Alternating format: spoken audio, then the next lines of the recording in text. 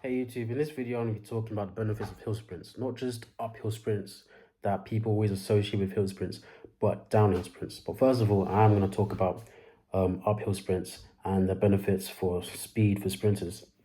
So there are quite a few benefits, not just for sprinters, but for runners in general. But I'm just going to quickly go over the the main one, well, the ones that I believe are the main ones that are the most useful for sprinters.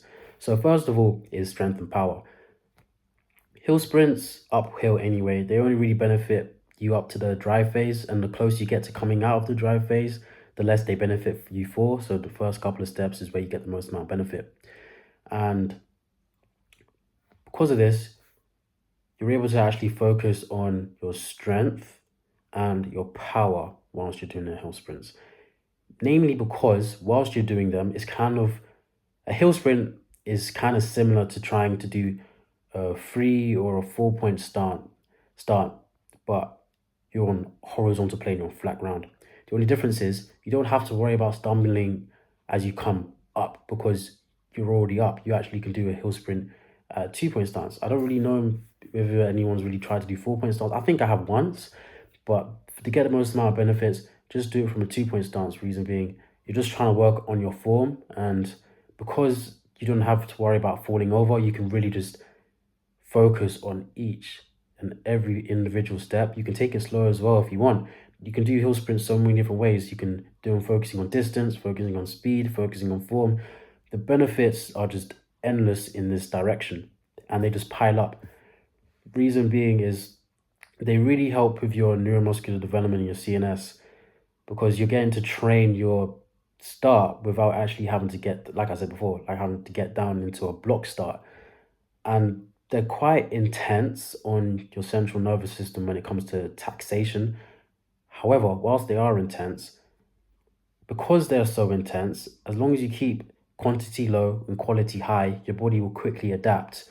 And as you switch back to sprinting on a flat surface, your body would quickly be able to see the similarities between sprinting uphill and sprinting on a flat plane, and it will just quickly fix your form if it hasn't done that already. Because you're able, because it's so hard to overstride whilst you're doing hill sprints. If you manage to overstride, you literally extended your shin on purpose to try and fall over backwards. It's literally that hard. Because it's so hard to overstride whilst you're doing hill sprints, you can really, really just work on your form, knowing that every single step you take is basically perfect. It's exactly what you want to occur whilst you're actually sprinting on a flat surface. Then there's also injury prevention, specifically for your knees. Hill sprints are quite taxing on your knees, but that's the way because of kind of hard to overstride. When you're sprinting, your knees aren't really that big of a problem.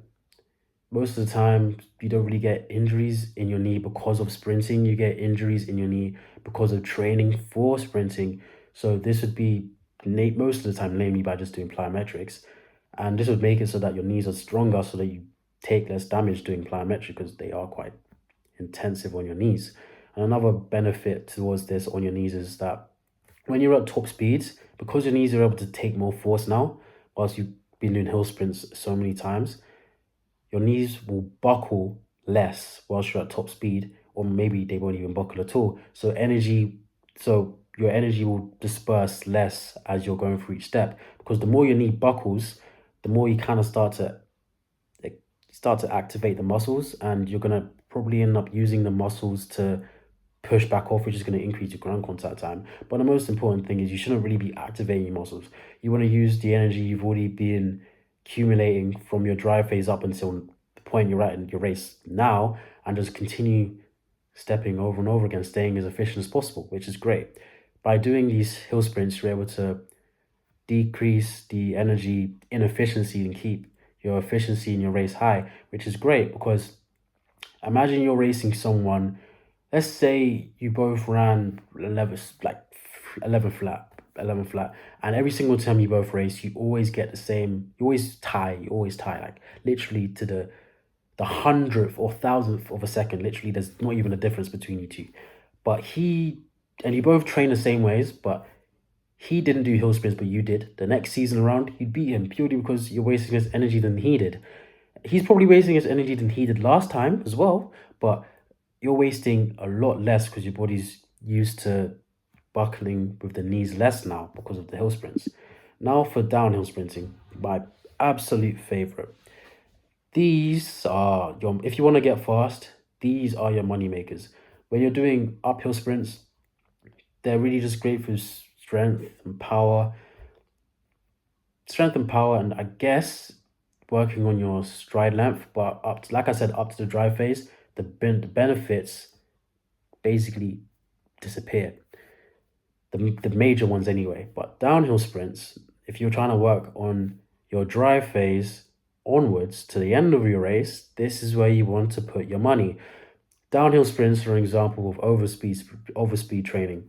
Overspeed training being any form of speed training or sprinting that helps you perform faster than you'd normally be able to. So an example would be downhill sprinting, and another example would be being pulled forwards by a cord wrapped around you. And that one is a bit more specific because you're able to kind of choose how fast you want to go. You can even go faster than Usain Bolt's world record with that, though obviously it's quite dangerous. But overspeed training has always been dangerous. It just depends on how you do it. Like with most things, it's only dangerous if you use it in the wrong way. Now, downhill sprinting, the main benefits you get from this, in my opinion, are coordination and speed. Speed, namely from stride rate. By downhill sprinting, you're able to increase your stride rate, but let's focus on coordination first. With coordination, the main benefit here isn't being just more spatially aware or something like that. It's more about overstriding less at top speed. If you do downhill sprints with a long enough hill and you actually just let go and you let yourself just sprint properly as fast as possible, with not so much as fast as possible, you just focus on making sure your form is perfect. What you'll notice is the closer you land underneath you, the further you just start progressing.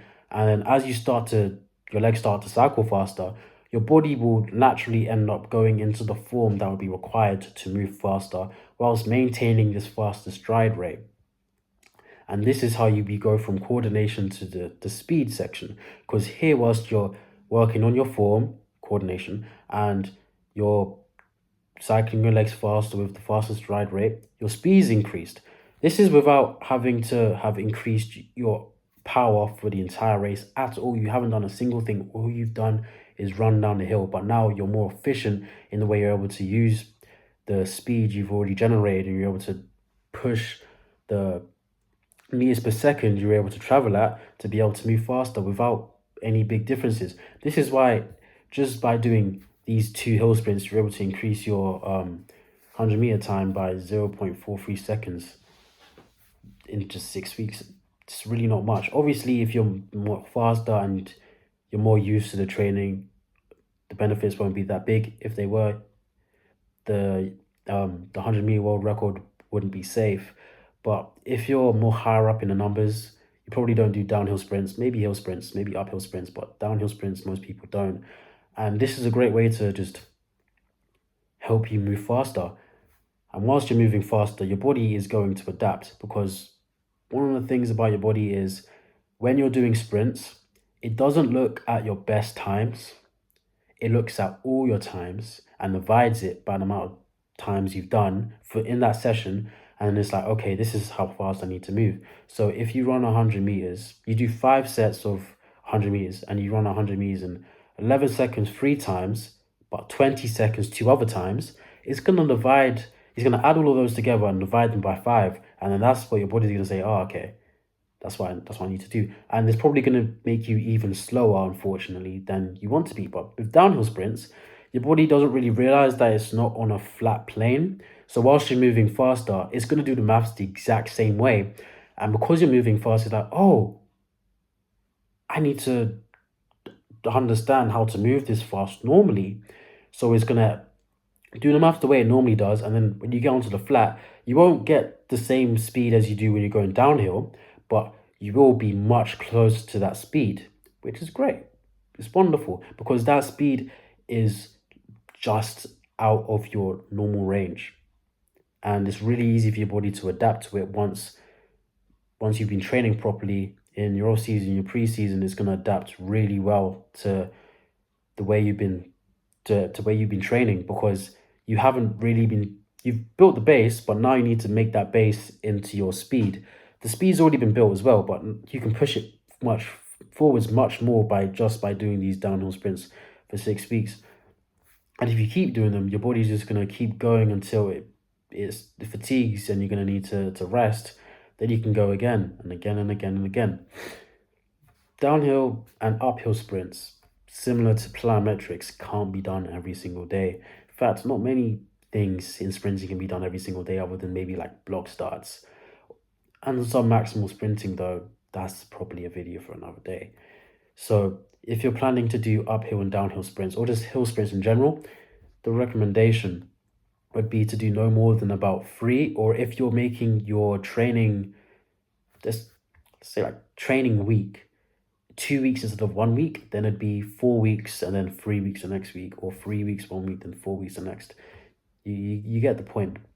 But if you're just doing it 1 week at a time, do no more than three days, and make sure you put these in a safe format. Don't just bundle them all in at once. If you've never done downhill sprints or you haven't done them for ages, like I'm talking months, don't just say, okay, I'm gonna do like, I don't know, 3 reps of downhill sprints, 3 reps of uphill sprints, and then I'm gonna do that every other day, Monday, Wednesday, and Friday, or Tuesday, Thursday, and Saturday. Make it so that you do it where, okay, I'm gonna do 3 days, but for the first week I'm gonna do 1 day, then the second week I'll do 2, then the third week I'll just go all the way up to 3. Just build yourself up, because if you don't build up, your body's gonna be a bit confused. Because whilst confusing your body is great and all, don't confuse it to the point where it wants to kill itself, because it will just quit on you, and it will quit on you, and it will force you to have to just deload, relax, and come back again another time. I know from experience what it's like